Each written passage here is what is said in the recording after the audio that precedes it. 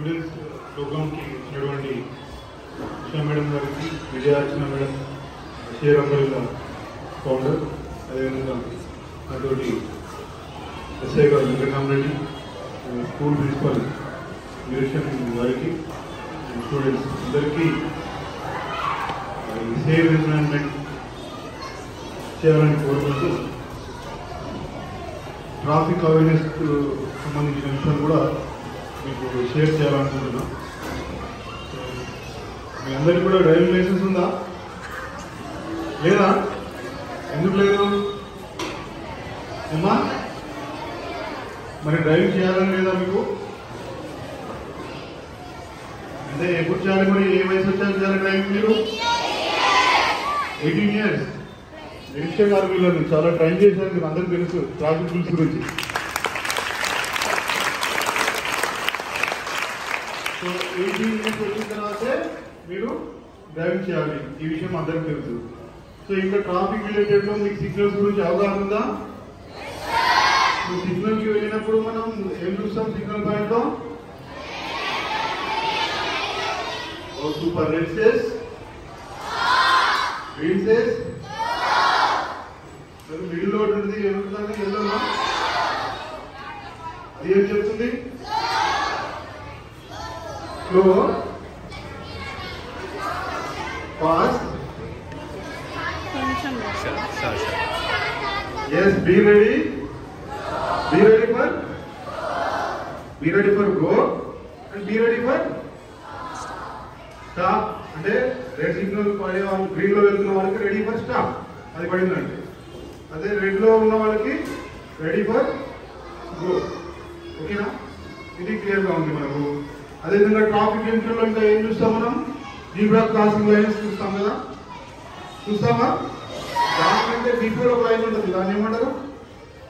White line ఉంటుంది కదా, ఏమంటారు దానికి? Stop line, vehicle stop line. So vehicles అన్ని కూడా ఆ stop line before red signal పడ్డప్పుడు ఆగాలి. ఆగినప్పుడు మీరు రోడ్లో జంక్షన్ లో ఉన్నప్పుడు ఆ వెహికల్స్ ఆగినప్పుడే మీరు రోడ్ క్రాస్ చేయాలి. ఎక్కడి నుంచి చేయాలమ్మా? జీబ్రా క్రాసింగ్ లైన్స్ యూజ్ చేస్తూ మీరు రోడ్ క్రాస్ చేయాలి. చేసిన తర్వాత ఒక రోడ్ చేసిన తర్వాత 4-way జంక్షన్ ఉంటుంది, ఇంకో రోడ్ క్రాస్ చేయాల్సినప్పుడు మీరు ఎక్కడ ఉండాలి? రోడ్ క్రాస్ చేస్తారు, మళ్ళీ ఇంకో రోడ్ వస్తుంది అక్కడ 4-wayలో.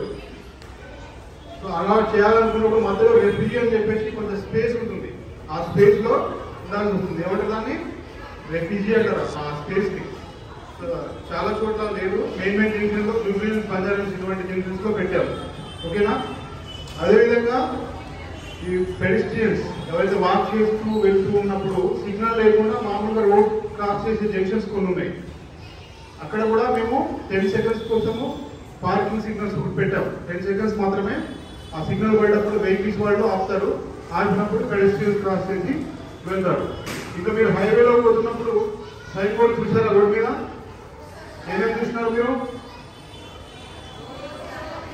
ఏంటమ్మా? Go slow. ఓకే, ఇంకా స్పీడ్ లిమిట్ చూస్తున్నారు కదా, 80, 60, 100. అంటే ఆ రోడ్ కంటెంట్ బట్టి ఎంత స్పీడ్ పోవాలనేది స్పీడ్ సైలేజెస్ ఉంటాయి. ఓకేనా? అది దాటి వెళ్తే కెమెరాస్ లో క్యాప్చర్ అయితే ఫైన్ అయిపోతుంది, యాక్సిడెంట్ అయ్యే కూడా అవకాశం ఉంటుంది. అదేవిధంగా school zone, hospital zone, near head petrol pump, ఇవన్నీ చూస్తూ ఉంటారు కదా. సో ఈ సైన్ బోర్డ్ చూస్తూ డ్రైవింగ్ చేయాలి. అవన్నీ చూస్తే ముందులో స్కూల్ ఉంది కాబట్టి స్లోగా వెళ్ళాలి, హాస్పిటల్ ఉంది కాబట్టి స్లోగా వెళ్ళాలి, పెట్రోల్ అయిపోతుంది వెహికల్లో, పెట్రోల్ సంబంధించిన సైన్ బోర్డ్స్ కనిపిస్తూ ఉంటాయి. రోడ్డు టర్నింగ్స్ ఉంటాయి, లెఫ్ట్ హ్యాండ్ ఉంటే లెఫ్ట్ హ్యాండ్ సైడ్ కనిపిస్తుంది, రైట్ హ్యాండ్ ఉంటే రైట్ హ్యాండ్ సైడ్ కనిపిస్తుంది. రోడ్ నేరోగా ఉంది, బ్రిడ్జ్ ఉంది, కల్వర్స్ ఉన్నాయి, ఉన్నప్పుడు కల్వర్స్ ఉన్న సింబల్ కనిపిస్తుంది, నేరోగా ఉంది చూపిస్తూ ఉంటుంది. సో ఇలా ఎస్ టైప్ ఉన్నప్పుడు పిన్ బెండ్ కర్వ్ ఉందని చెప్పేసి చూపిస్తూ ఉంటుంది. మీరు ఎప్పుడైనా హిల్ స్టేషన్స్ పోయారా? ఎలా ఉంటాయి రోడ్లు? ఎస్ టైప్ రిక్జా ఉంటాయి కదా. సో అటువంటి ప్లేసెస్ లో యాక్సిడెంట్ అవకాశం ఉంది కాబట్టి బిఫోర్ మనకు సైడ్ బోర్డ్స్ ఉంటాయి, ప్రతి చోట ఉంటాయి. హైవేస్ లో మీరు చూస్తున్నప్పుడు, డ్రైవ్ చేస్తున్నప్పుడు మీరు అబ్జర్వ్ చేయాలి. సో ఇవన్నీ కూడా మనం ఏమేమి చేయాలి అనే దాని గురించి చెప్పుకున్నాం. ఇప్పుడు చేయకూడదు ఏంటి రోడ్డు మీద వెళ్ళినప్పుడు చెప్పండి.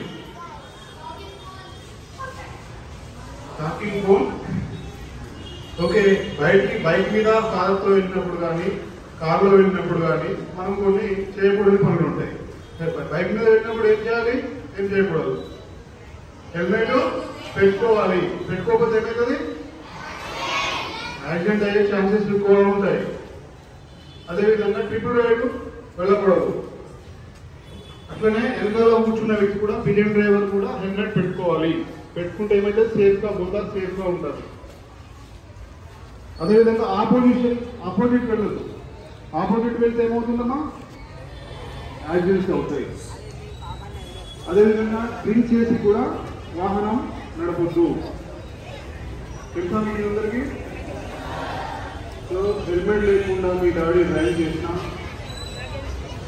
డ్రంక్ చేసి డ్రైవింగ్ చేసినా, ముగ్గురిని ఎక్కించుకొని డ్రైవ్ చేసినా, కార్లో సీట్ బెల్ట్ లేకుండా డ్రైవ్ చేసినా మేము మీతో పాటు నామని చెప్పండి.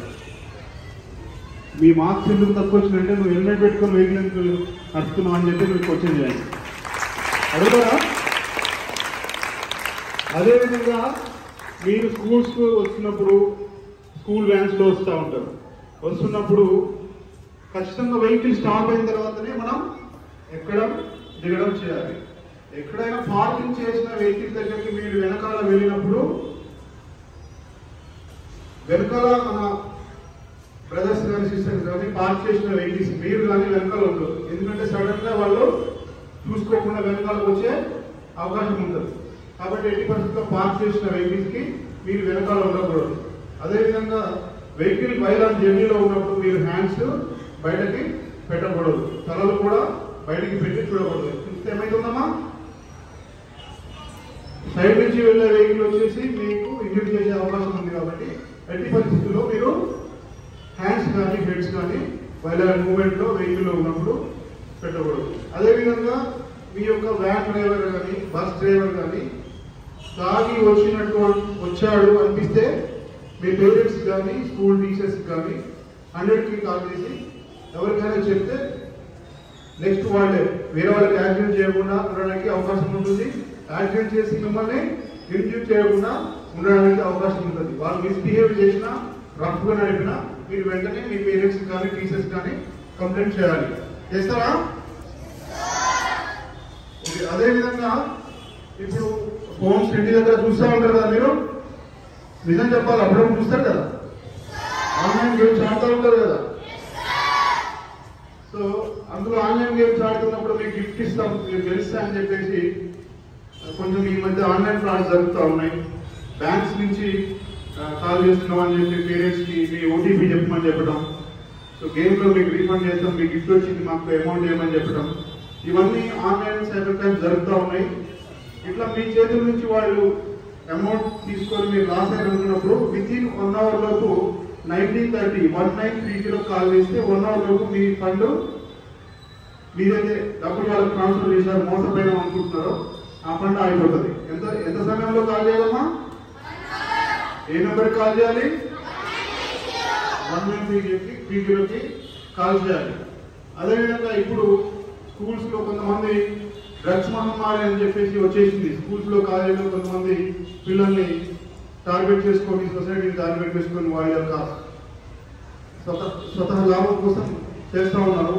ఇటువంటి అన్నోన్ పర్సన్స్ మీకు చాక్లెట్స్ కానీ బిస్కెట్స్ కానీ ఇంకేదైనా అలవాటు చేస్తే వాటికి దూరంగా ఉండాలి. అటువంటి వ్యక్తులు మీకు ఎప్పుడైనా తారసపడ్డప్పుడు మీ పేరెంట్స్ కానీ స్కూల్లో టీచర్స్ కానీ తెలియజేస్తే మనము జరిగే నష్టాన్ని అరికట్టినట్టు అవుతుంది.